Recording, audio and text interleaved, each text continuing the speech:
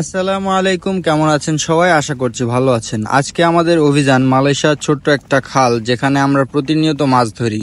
তো সবাই আমাদের সাথেই থাকবেন আর দেখা যাক আজকে আমরা কতটা সফলতা পাই। আজকে আমাদের সাথে আছেন আমাদের প্রিয় জাহিদ মামা, যে কিনা অনেক সুন্দর মাছ ধরে ঝাঁকি জাল দিয়ে। তার হাতের জাদুতে যেন পানিতে নেমেই ফিরিয়ে আনে রূপালী শিকার। চলুন দেখি আজকের দিনটা কেমন যায়। খালের পানিতে চোখ পড়তেই দেখলাম পানিটা আজকে একটু ঘোলা, পানিটায় হালকা স্রোত আর কাদামাটির রঙে সবকিছু যেন একটু ঝাপসা লাগছে। তো যাই হোক, আমরা কিন্তু ভালো জানি কোথায় যেতে হবে, সেই স্থানটি যেখানে মাছেরা বেশি থাকে।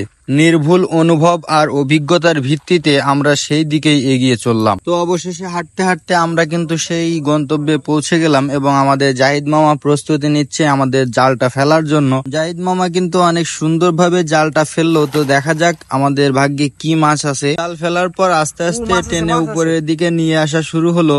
পানির নিচ থেকে ধীরে ধীরে জালটা উপরের দিকে উঠে আসছে। জালের ভিতরে দেখা যাচ্ছে কয়েকটা মাছ ছটফট করছে। প্রথম চেষ্টায় কিছু না কিছু ধরা পড়েই গেছে। আলহামদুলিল্লাহ, শুরুটা বেশ ভালো হয়ে গেল।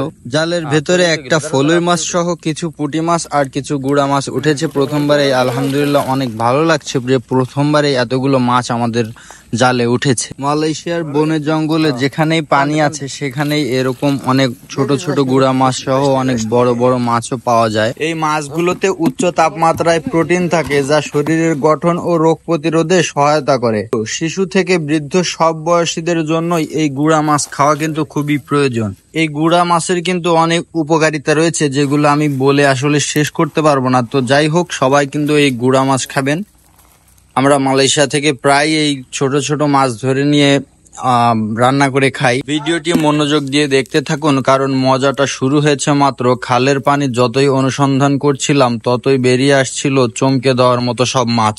এক এক সময় এক এক রকম মাছ ধরা পড়ছে, কখনো পুঁটি, কখনো গুড়া মাছ, আবার কখনো মাঝে মাঝে একেবারে অচেনা একটা মাছ।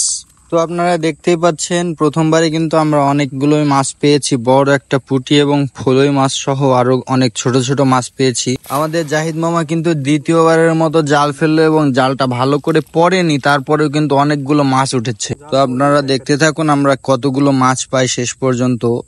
এইখানে আমরা প্রতিনিয়তই মাছ ধরে থাকি। আপনাদের যদি ভালো লাগে অবশ্যই এই ভিডিওটার নিচে কিন্তু জানিয়ে যাবেন যে আপনাদের মাছ ধরার ভিডিও কেমন লাগে।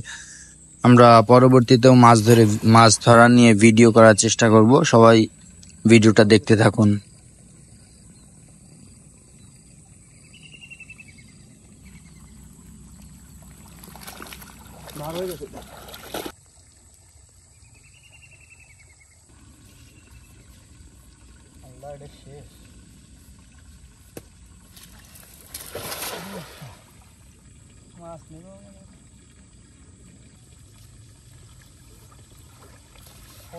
বড় একটা রে চলে গেছে।